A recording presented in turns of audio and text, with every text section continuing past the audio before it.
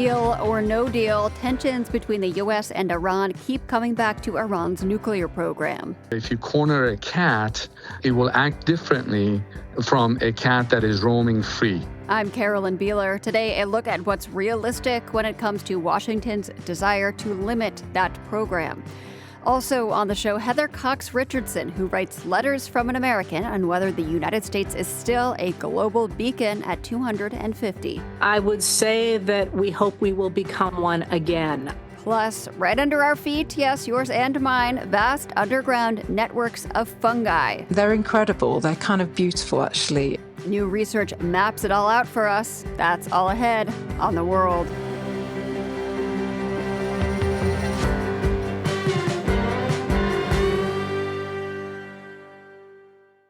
This is The World. I'm Carolyn Beeler. Thanks for kicking off the week with us. We don't know what's in the deal that the U.S. and Iran say they have reached to end their war, not specifically anyway. The text is supposed to be released after a formal signing on Friday, but it's safe to say the people of Iran will be directly affected by the details of any agreement. The World's Shirin Jafari reached out to Iranians to get the mood on the ground as they wait. I reach Hasti on a busy street in Tehran. She's heading to her new job as a manager for a travel agency. She sounds less energetic than her usual self. We've been in touch for a while, messaging about the U.S.'s war on Iran. Like others in this story, Hasti asked that I only use her first name. Like the others, she worries that speaking with foreign media could get her into trouble with the government. Hasti tells me she lost her job during the war, but now, after weeks of living off of her savings, she's finally landed a new position. She says she's become numb to the news. At one point, she stopped following what's happening and went into survival mode. Same with so many around her, she says.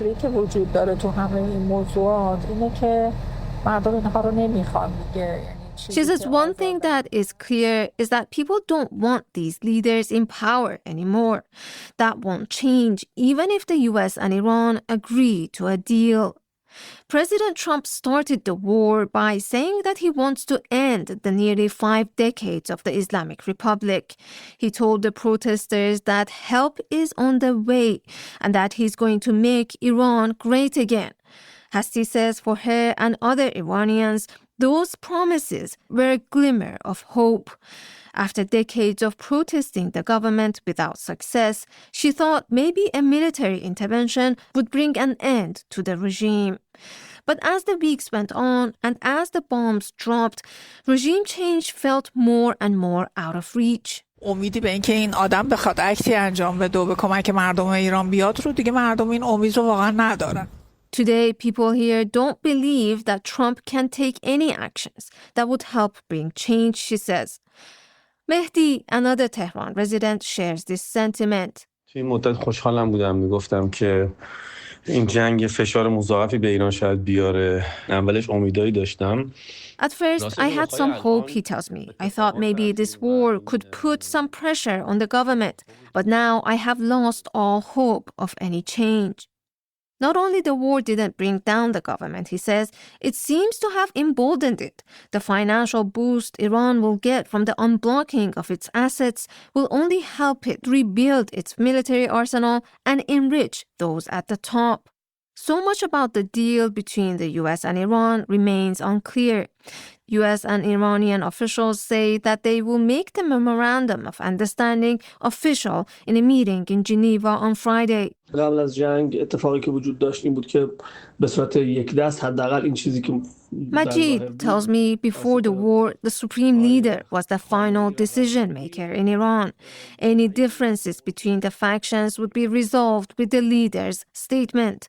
But Israel killed the leader on the first day of the war in February. And now Majid says the disagreements seem to be taking longer to resolve, as word about a deal between the US and Iran got around.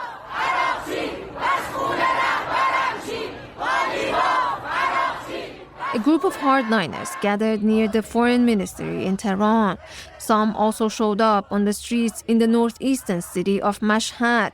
They protested what they see as an appeasement.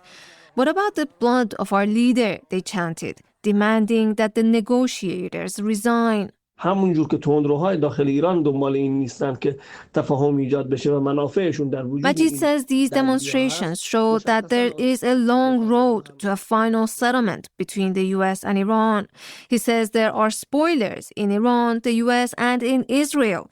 In all these places, there are people who benefit from war and tensions. They don't want a peace deal to go through. Majid has a 3-year-old son, and his family was displaced during the war. He says he can only hope for the tensions to ease. الان دیگه ما مردم راستش رو بگم همه خسته شدن.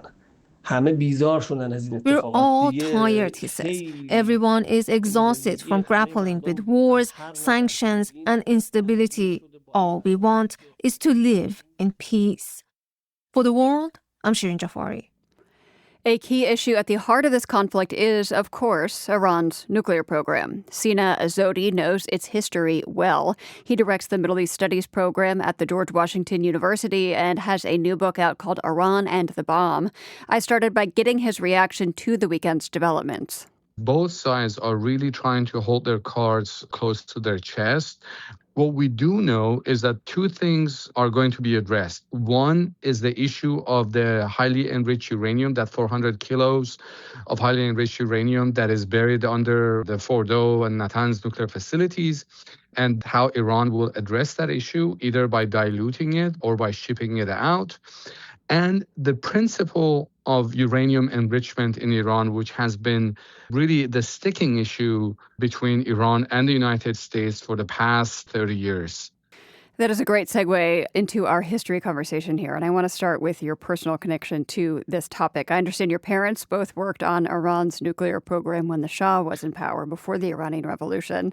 I'm curious, what were conversations about the nuclear program like when you were a kid? Like, what was your awareness about it? I would see my father coming from work, and he was always busy working on things that he would write. And back then I remember 5 or 6. I didn't even know how to write in Persian, let alone English. But I would just try to draw the things that he drew on the paper. And that started my interest in the Iranian nuclear program. And as you said, my parents are both nuclear scientists, and they met at the Atomic Energy Organization of Iran. Let's start at the beginning. When did Iran start its nuclear program?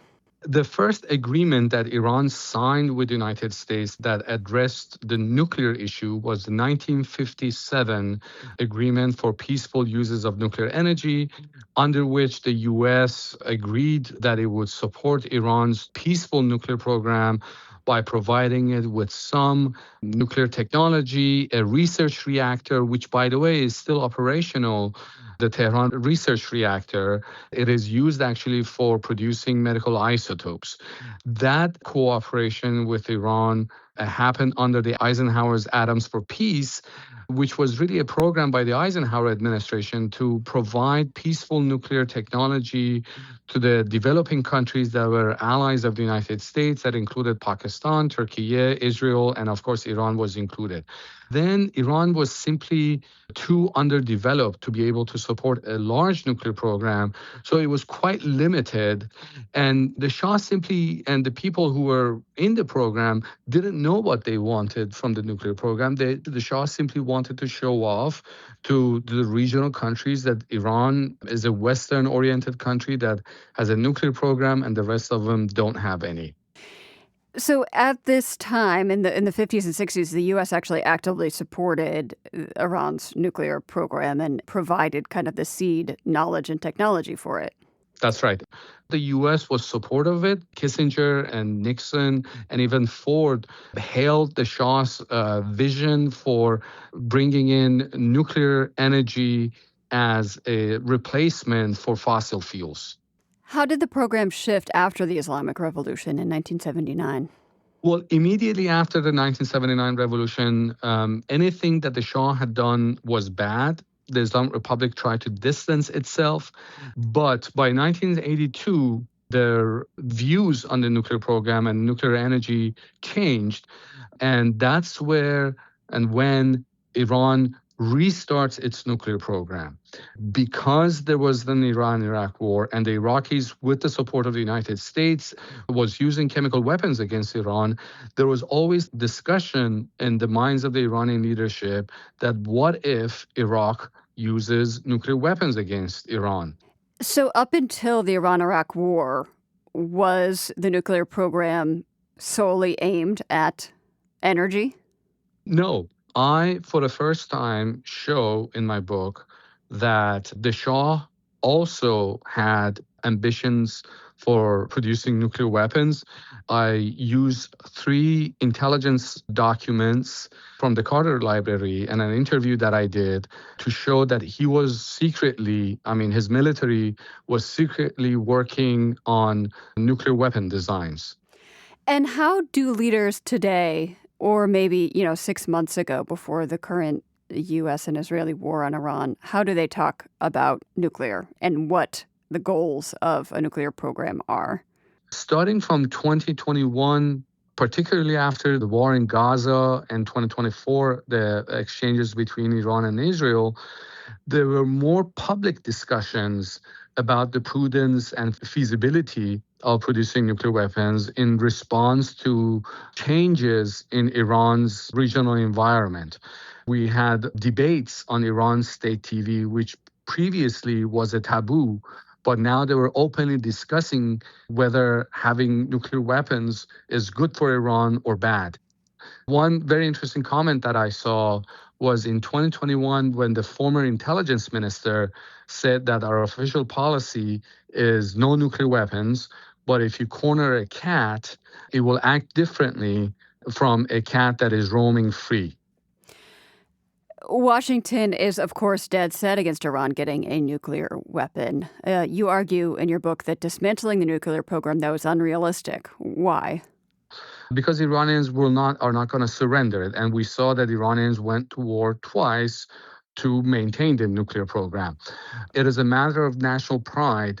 And besides, once you acquire the knowledge and the technological know-how of doing things, you cannot bomb that away. You cannot scientifically, and there's no weapon system in the world that can simply erase the knowledge of Iranians.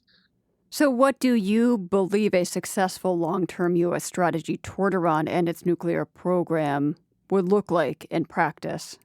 Ultimately, any deal to prevent Iran from getting nuclear weapons must include some limited enrichment capacity in return for intrusive mechanisms, inspections, to ensure that Iranian nuclear program cannot be diverted towards nuclear weapons. But will Iranians give up or surrender the enrichment? My answer, based on my historical investigation, is that the answer to that question is no. So the best is a limited enrichment capacity in return for intrusive inspections, cap on the number of centrifuges, and strong limits and caps on the Iranian nuclear program. That is a win-win solution. It serves the interests of the United States, and I think it serves the interests of Iranians. Sina Azodi directs the Middle East Studies program at the George Washington University.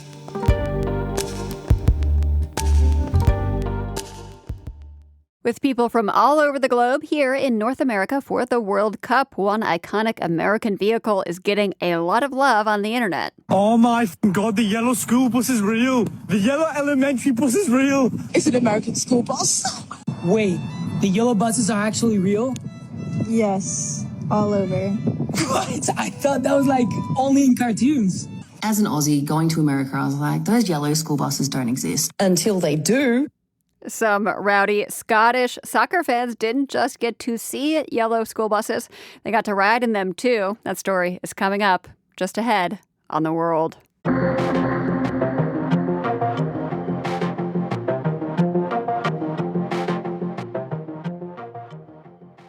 This is The World. I'm Carolyn Beeler.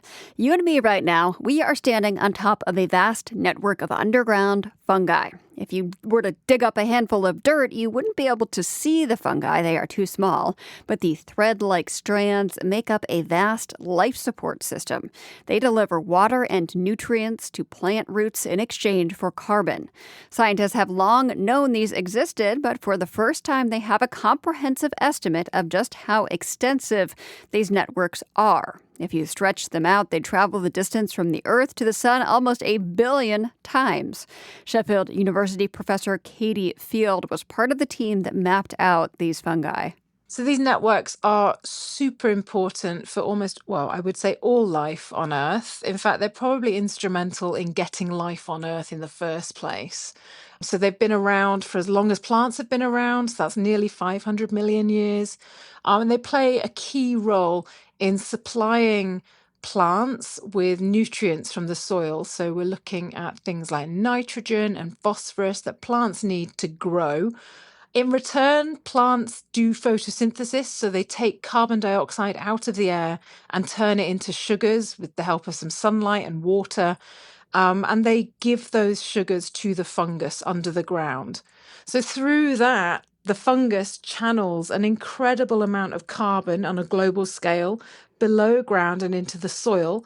And this has lots of important impacts. So firstly, it helps build the soil that we know and that grows the food that we eat.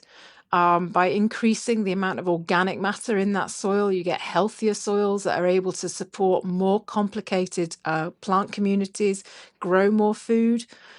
They also help remove carbon dioxide from the atmosphere by enhancing photosynthesis in the plants that they're connected to. And in doing that, they play a key role in stabilizing Earth's climate. And I understand that this study has found that these networks are more dense and plentiful in some places than others. Can you tell me about that? So one of the most important things that I think was highlighted by this study was that the distribution of these networks is not uniform across all ecosystems.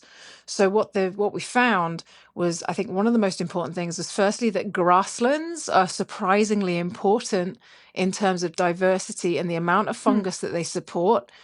Grasslands are normally, they don't get a lot of press. Yeah. That's normally reserved for like the charismatic ecosystems, so things like rainforests. Rainforest, yeah, absolutely. But in this study, it's grasslands that are really the big players. So that's really cool. And secondly, the other most important thing I think this study highlights is that agricultural practices tend to be bad for fungi. So where we have sort of large-scale agricultural croplands, there was up to 50% less fungal network density than in other types of grassland. So this kind of emphasizes a lot of other research that has shown that agricultural practices, intensive management practices, tend to have negative effects on fungi, which then have impacts on soil health and productivity in the future. Why might these networks be less dense in agricultural areas? Is it something to do with, pesticides and things like that? No surprises why. So we're looking at the intensive management practices that are typical of those sorts of land use areas. So things like application of pesticides and fertilizers have been shown, categorically proven, to have negative impacts, both in terms of the amount and the functionality of the fungus. So they can actually impact what the fungus is doing. We also know that agricultural practices like applying excessive amounts of mineral-based fertilizers, that's our NPK fertilizers, that can also disrupt fungal function. And practices that disturb the soil, so tillage or ploughing, that physically breaks up the networks and means that the fungus isn't able to proliferate in the way it would do if it was left intact. So your team estimates that there are 110 quadrillion kilometers of these fungal networks out in the world, which is just a mind-bogglingly big number, which makes me ask, how did you come up with that estimate? So what we did was we took data from different experiments, so small-scale experiments, And then they combine all those measurements and scale them up using some very clever models that I don't fully understand. And they come up with these incredible numbers. So they couple that with field sampling. So there was an extensive field sampling campaign that actually targeted areas that haven't been sampled before. And we're able to get estimates of hyphal densities in those areas as well. And then combining all that together in these vast global models, they came up with these incredible estimates, which are the best that we have at the moment. And why does it matter if we have these estimates? They're doing their thing whether we know where they are or not. Yeah, it's really important that we have an idea about how extensive and important these fungi are, because they're responsible for so many of the planetary processes that we rely on to keep us all alive and fed. If we don't appreciate and understand the distribution of the fungi, then we can't possibly hope to conserve it in the future. For instance, the finding that it's much lower in agriculturally managed areas, it demonstrates the impact that intensive soil management can have on these types of fungi. And given that we know that now, we can potentially take steps to remediate that. I'm also thinking about the role in the carbon cycle that you have outlined. We Yeah. often think of places like the rainforests as places that store a lot of carbon. Does this suggest we should be thinking more about savannas and those soils as big stores of carbon? Absolutely. Certainly, when we think about carbon cycling, normally we're talking about trees and efforts to enhance carbon sequestration and storage. Almost uniformly talk about tree planting campaigns. This research suggests that actually maybe we should be thinking more about grasslands as a very overlooked ecosystem that are responsible for a lot of carbon being moved into the soil. But I think probably the most important message is actually that the above ground biosphere, so the plant stuff that you see around you, only holds a small amount of the carbon, and actually most of it ends up in the soil through fungi. So they secrete a lot of carbon-rich sort of secretions that act as glue, and they kind of stick soil particles together. And where the glue is stuck the soil particles together, that carbon then becomes inaccessible to other microbes, so it stays in the soil. So actually, it's a disproportionate amount of the carbon that is stored in soils is of fungal origin. So, really, when we're thinking about carbon storage and sequestration, we should really be thinking about soils and fungi rather than just plants or trees. Katie Field is a professor at Sheffield University in the UK. She was part of a research team that mapped microscopic fungi across the globe.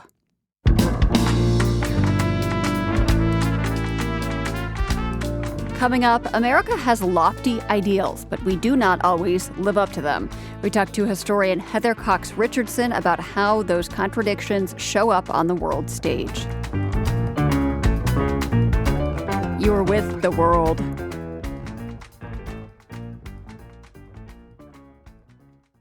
This is The World. I'm Carolyn Beeler. This 4th of July marks 250 years since the Declaration of Independence was adopted. But life, liberty, and the pursuit of happiness were not strictly American pursuits, and the Declaration wasn't written just for an American audience. Our reflection on the United States at 250 is all about the global reverberations of that document. Today, we are hearing from Heather Cox Richardson. She's a history professor at Boston College and maybe best known for her nightly Substack, Letters from an American. When I caught up with her recently, she brought a sharp focus to the gap between the founding ideals of the U.S. and the society that was actually built. So you have written that the Declaration of Independence was an astonishingly radical document because it asserted that all men were created equal. Remind us why that was just so radical at the time. It was a time in which people were accustomed to have their governance based in monarchy or in religion or in national boundaries rather than in the ideas of the Enlightenment, that people had the right to govern themselves and that they were all created equal. It's going to be really important to identify the caveats to that idea that people were created equal. But that idea in that time, advanced as it was in a document, as you suggested, that was designed for consumption by other countries. It was not really designed to address the American people themselves so much as to address people outside the country. That was a really important moment. So, of course, this was meant to address the British, from whom the United States were declaring independence. Tell me more about who else it was aimed at.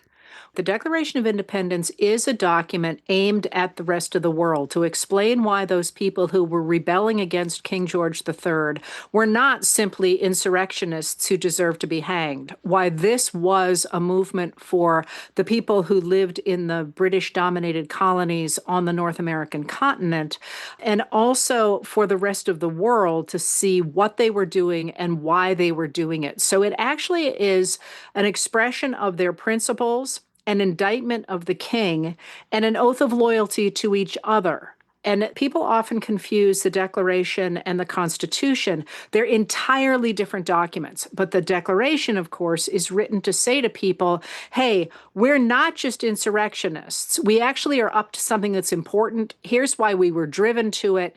And you should accept us as a member of the larger body of nations in the world.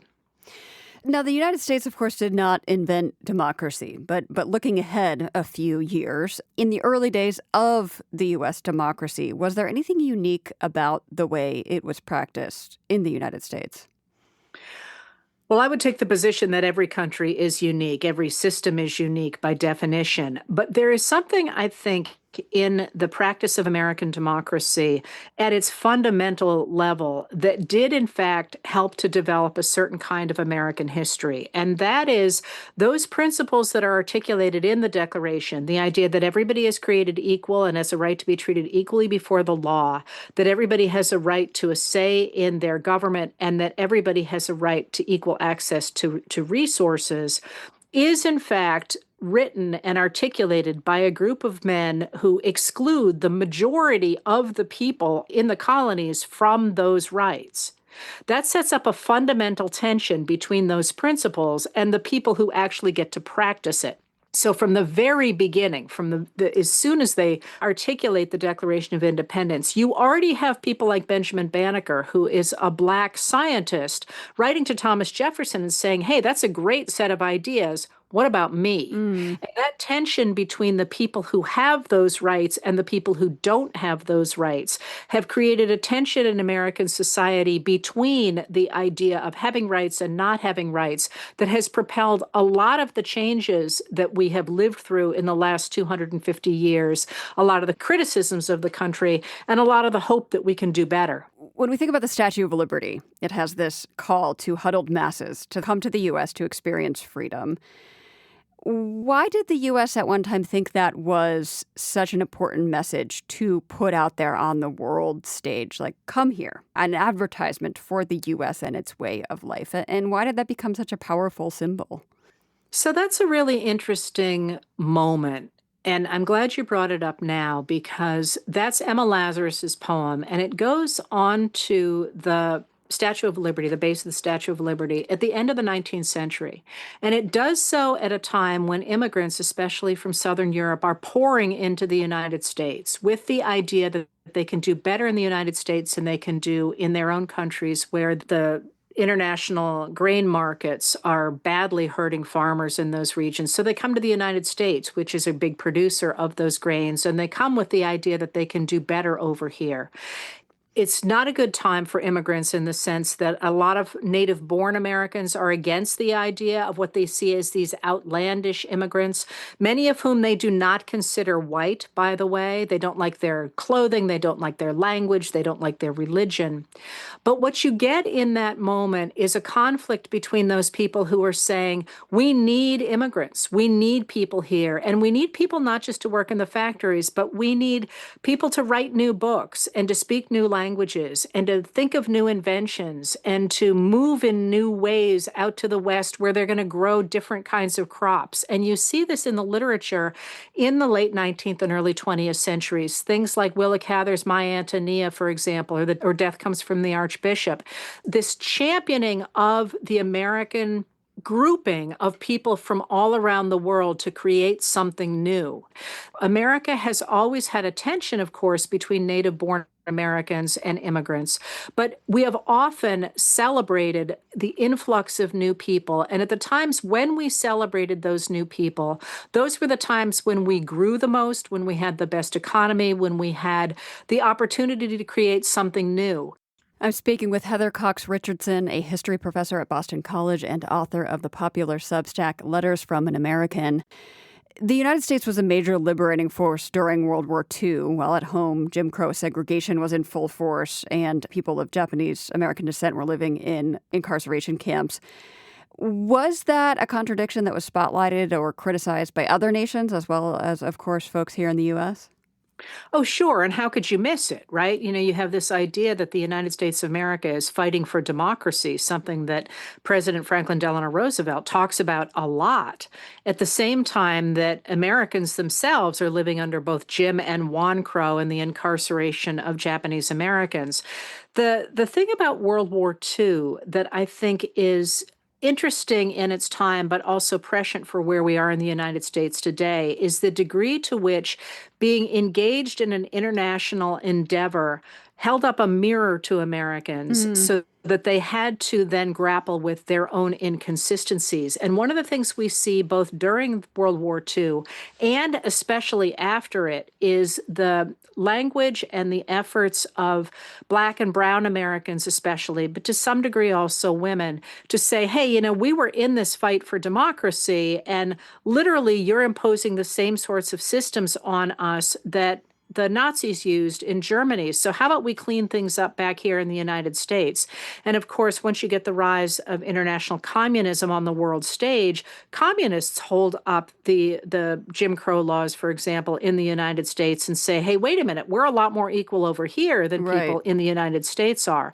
And that need of the Americans to grapple with the opinions of people outside the country really mattered in the 20th century for sure. But in this moment, when people at home are grappling with the rise of authoritarianism here, it's interesting to watch the degree to which the American news and people in the country now look at places like Hungary and say, look, if Magyar and his people can overturn an entrenched authoritarian, so can the United States. And that internationalization of the principles that America articulated 250 years ago, in some ways gives me hope of renewing those principles again today, 250 years later. Those two examples that you mentioned, World War II and communism, the Cold War, where the U.S. was holding a mirror up to itself because of foreign relations. To what extent were the people who were pointing out those inconsistencies within the U.S., to what extent were they successful? I mean, how much can we see this modern civil rights movement as a follow-on of the post-World War II years? You can't really even divorce them. I mean, what happens is that Black and brown Americans come back from fighting overseas. And, in some pretty horrific incidences, people who were still wearing their uniforms are lynched by white mobs or even by white police officers. And with that obvious inconsistency between the idea that they were fighting for an America that stood on principle and then got home and were killed, that was one of the driving forces for the taking off of the second civil rights movement, really in 1948, when President Harry Truman takes a look at what's happened to a returning World War II veteran and says, hey, we can't have America look like this. When our laws don't answer to the lynching of a Black man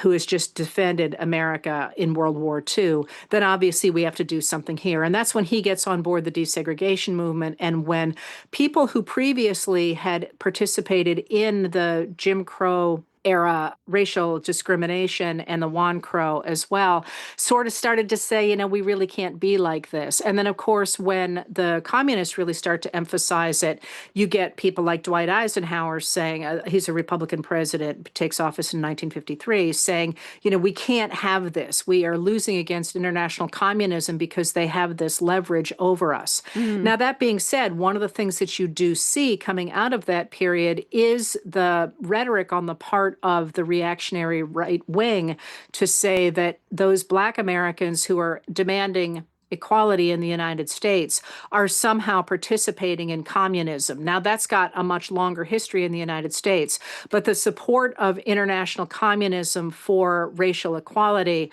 does, in fact, have at least some repercussions in the United States, where those people trying to achieve Black equality get called and treated as communists. So as we have been talking about, the U.S. has often fallen short of its democratic ideals, but still the U.S. has historically been a magnet for people from around the world who seek freedom. Why? So that is not the kind of question that you can answer in 3 sentences. But there is, I think, the comparison of America's ideals of equality before the law, a right to a say in your government, and equal access to resources that is highly attractive to people who come from other countries who don't have those things. So that's the first thing. There is also the idea that is obtained in America until very recently that if you were willing to work hard, you would be able to succeed in the United States of America, something that has been dubbed the American dream. And that brought a lot of people to the country. And then there was also the idea of families who came here. We have a lot and have always had a lot of chain migration. So this idea that America was a place where you could come and you could succeed and you could make a life has always been the thing that made America great. The idea that people from all around the world could come to this country who believed that they were created equal and were willing to work hard and make a future for themselves and their children.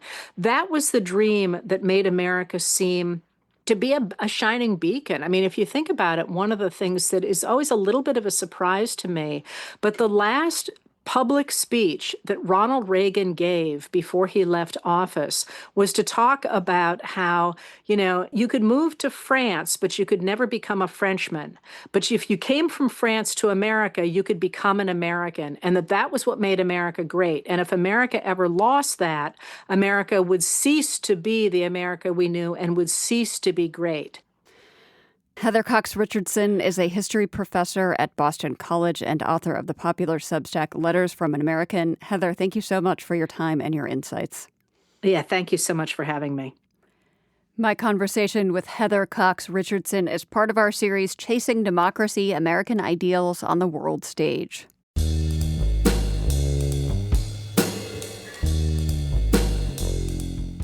Now picture this, a line of more than 20 school buses rolling down the highway, transporting not students, but masses of rowdy Scotland soccer fans. That's what happened Saturday afternoon. Their destination, Foxborough, Massachusetts, the actual location of Boston's World Cup stadium and the place where Scotland took on Haiti. GBH's Jeremy Siegel gained exclusive access to one bus in the caravan and brings us an inside look.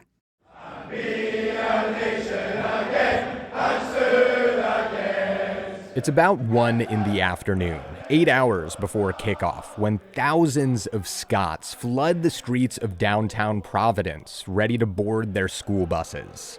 Annie McKay downs a beer. I have never been in anything like this. McKay is 87 years old and a lifelong member of the Tartan Army, the chosen name of Scotland's traveling fan base. They're staying in Providence instead of Boston to save on hotel prices. I don't think we will ever financially recover from this. Sam Dunnigan tells me people across Scotland have blown their life savings and taken out loans and second mortgages to travel to the event. We have no money left. The coffers are empty. The coffers are empty, all right? When Tartan Army organizers learned that the MBTA and FIFA planned to charge at least $80 for transportation to the stadium, they started brainstorming ideas. One organizer jokingly suggested renting yellow school buses, even though they're an American novelty most Scots have never seen before. They were shocked to find out it was a realistic option. We spoke to a few bus companies and the prices were incredible. That's Scott Gillen, one of the organizers. After doing the math, they found the total cost for the ride, $38 per head. And that includes onboard libations. So we've now got about $16,000 of beer. Gillen also says a portion of the proceeds will go to local charities, including $10,000 for Providence's Hasbro Children's Hospital.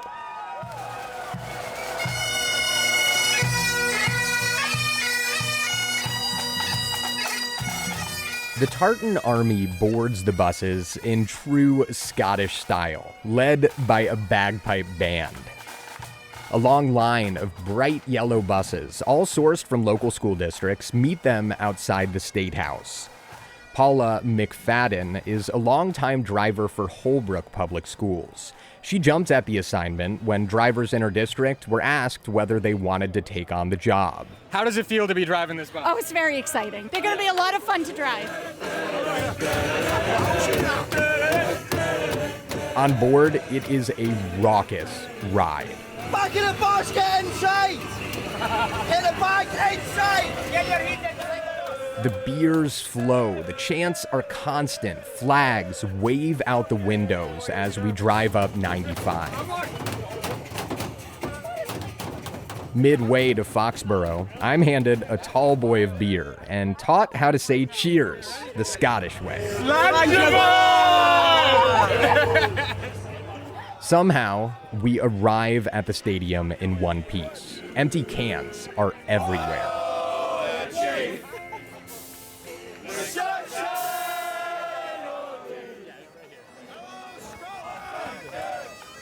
The Scots are elated as they exit their yellow chariots and march on to their seats, not knowing that by the end of the night, they'll have witnessed their country's first win at the World Cup in more than 3 decades. For The World, I'm Jeremy Siegel.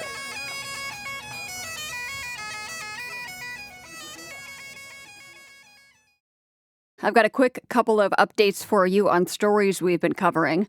Swiss voters were asked in a referendum over the weekend whether they wanted to put a limit on the size of their population. Voters rejected that proposal from the country's far right, but by a fairly slim margin. If the measure had gone through, Switzerland would have been the first country to cap its population at a specific number of people.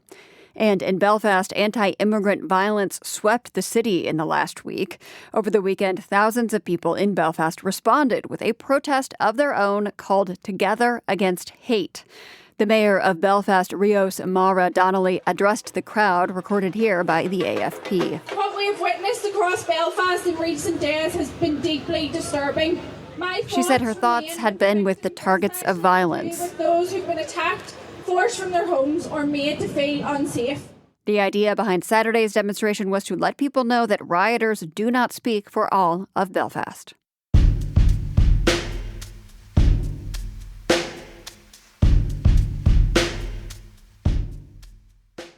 Trash or treasure? That was the prompt Edgar Hudson was pondering for an audio competition. Hudson is a writer and filmmaker in Tanzania. In the African context, trash is not merely just waste. Back at our homes here in Africa, in Tanzania, we normally tend to repurpose what is generally considered trash. A container that held ice cream can become a container that carried needs. And I really wanted to have a take on that. As the competition's theme percolated in his mind, he heard some kids playing soccer, which they call football, in his neighborhood in Dar es Salaam. And his idea for his audio story just clicked. It starts with kids speaking Swahili. I asked Hudson to explain what they're saying before we hear it. It's a kid basically giving commentary on a football match that's happening. And there's normally no commentaries in, street football. But this is a kid who's aspiring to be a commentator one day. So it's like, Juma anapiga shorty, Juma is kicking the ball, Juma is scoring the goal. And then we have like a crowd erupting situation. Okay, let's go ahead and listen to the piece that you created. Hapo tuko dakika za mchoni kabisa za mechi. Vumbi linatibuka. Mioyo ya watu inadunda kwa kasi. Musa upande wa kushoto anampasia Juma. Juma anapiga shuti. Goli safi kabisa kutoka kwa Juma. Hii ndio chandimu bwana. Hii nini kinatokea? Kama vile mvua inataka kuleta sintofahamu. Unataka gani bwana mvua? They always live like this.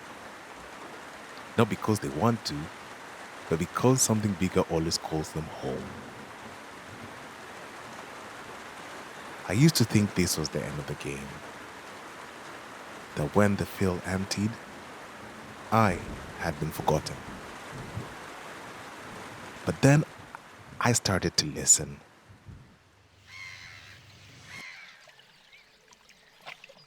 There's a place everything comes to. Not thrown, just sent. They call it a way. A bottle that once held a celebration. A shoe that ran its last race. A bag that carried someone's hunger home. Here, nothing disappears. It gathers. A quiet family of forgotten things. Some still remember the hands that held them. Others have been here so long, they've stopped waiting. Not everything that is thrown away is ready to be forgotten.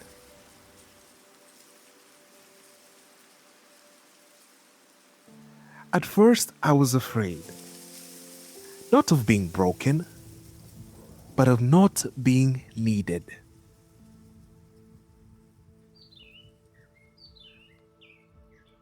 But then I remembered. They always come back. The water will go. The ground will dry. And the game will begin again. Because to them, I am not trash. I am the game. And there is no such place as a way. Mpira bado upo bwana.